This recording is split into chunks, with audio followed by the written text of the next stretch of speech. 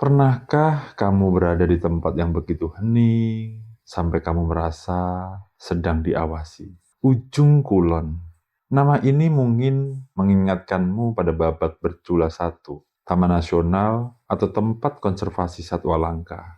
Tapi jauh sebelum ada pagar pelestarian, sebelum ada ranger dan peneliti, tempat ini sudah dijaga oleh sosok yang tak tercatat dalam buku sejarah. Hari ini, aku ingin membawamu ke balik hutan dan kabut. Bukan untuk bercerita soal fakta ilmiah, tapi tentang kisah rakyat yang hidup diam-diam. Tentang seorang penjaga terakhir tak pernah pergi, bahkan setelah kematian. Di ujung barat Pulau Jawa, di balik rimbun hutan tropis dan tebing karang, tersembunyi sebuah dunia yang nyaris tak tersentuh.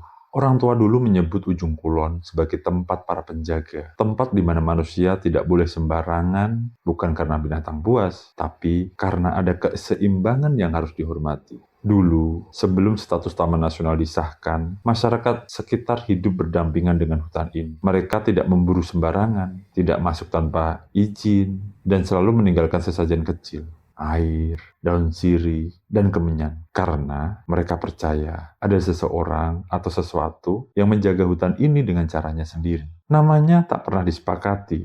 Ada yang memanggilnya Mbah Raga, ada juga yang menyebutnya Kilanglang Buana. Tapi semua sepakat, ia adalah penjaga. Diceritakan Mbah Raga adalah seorang pertapa tua yang menolak pergi dari Ujung Kulon. Bahkan saat tsunami Krakatau memusnahkan hampir semua desa di pesisir. Ia memilih tinggal di dalam hutan, hidup berdampingan dengan badak, macan tutul, dan harimau Jawa yang dulu masih berkeliaran. Saat orang-orang pergi, ia tetap tinggal. Dan sejak itu, tidak ada yang pernah benar-benar melihatnya lagi. Tapi kehadirannya masih terasa. Kisah yang paling sering dibisikkan adalah tentang para pemburu. Sekelompok orang dari luar desa datang dengan senapan dan niat buruk. Mereka masuk terlalu dalam ke hutan, menertawakan pantangan dan larangan, tidak memberi salam, tidak meminta izin. Malam pertama, mereka masih menyalakan api. Malam kedua, mereka mulai tersesat. Malam ketiga, hanya satu yang kembali. Tubuhnya gemetar,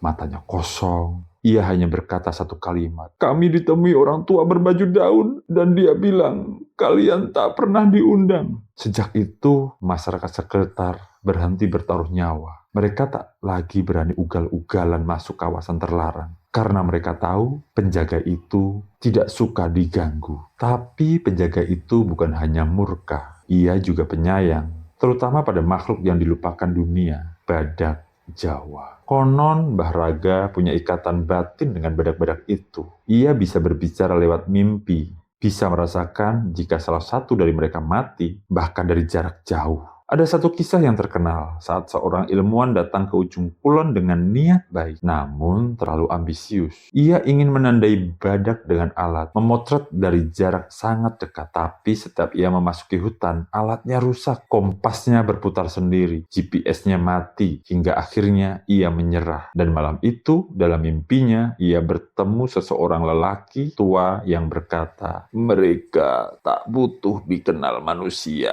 Mereka hanya butuh dijaga. Keesokan harinya, si ilmuwan itu meninggalkan alatnya dan mulai menulis buku dari ingatan, bukan dari data kering. Tahun-tahun berlalu, hutan makin kering, api pernah membakar sebagian kawasan. Tapi suatu area di tengah Ujung Kulon tetap hijau, tetap basah, tetap hidup. Banyak yang heran, tapi orang tua di desa hanya tersenyum. Mbah Raga belum pergi, katanya. Ia masih menjaga tempat itu. Bahkan saat teknologi mulai masuk, drone berterbangan, dan tim dokumenter mulai sibuk merekam, kamera mereka selalu error saat diarahkan ke suatu titik di tengah hutan. Seolah ada kabut yang tak bisa diterobos. Masyarakat menyebut titik itu Pusring Alas atau pusat hutan, tempat tinggal Mbah Raga yang tak terlihat tapi dijaga oleh waktu dan niat baik. Beberapa tahun yang lalu ada kisah baru. Seorang perempuan muda, peneliti lingkungan, tersesat saat sedang meneliti sumber air di pedalaman Ujung Kulon. Komunikasi terputus, pencarian dilakukan 3 hari. Tapi saat ditemukan, ia baik-baik saja, duduk tenang di batu besar, tanpa luka, tanpa takut. "Aku dijaga," katanya. "Seorang lelaki tua dengan mata teduh memberi aku minum dan bilang, 'Jangan takut, kamu datang dengan niat baik.'" Anehnya, di sekitar tempat ia ditemukan tidak ada jejak manusia lain. Hanya ada bekas bara api kecil dan bau kemenyan samar. Kini Ujung Kulon tetap jadi tempat suci, bukan dalam arti keagamaan, tapi dalam arti tempat yang harus dihormati. Mereka yang masuk dengan niat baik akan disambut dengan damai, tapi mereka yang masuk dengan kesombongan akan dipulangkan tanpa arah. Mbah Raga atau apapun namanya tak pernah ingin dikenal, tak perlu dipuja, tapi selama masih ada satu orang yang percaya, selama masih ada satu daun yang hijau, selama masih ada seekor badak yang hidup, ia akan tetap tinggal. Jadi, jika kamu pergi ke Ujung Kulon suatu hari nanti, jangan hanya lihat pepohonan dan hewan langka. Lihatlah lebih ke dalam, dengarkan angin, rasakan tanah. Mungkin kamu akan tahu bahwa kamu sedang berjalan di tanah yang dijaga oleh legenda. Dan jika kamu beruntung dalam tidurmu malam itu, kamu akan bertemu seorang tua berbaju daun yang berkata, "Terima kasih, kau sudah datang tanpa merusak." Simpan cerita ini, bagikan ke temanmu yang suka menjelajah sisi mistis Indonesia. Dan jika kamu percaya bahwa alam punya penjaga, maka kamu sudah jadi bagian dari kisah ini.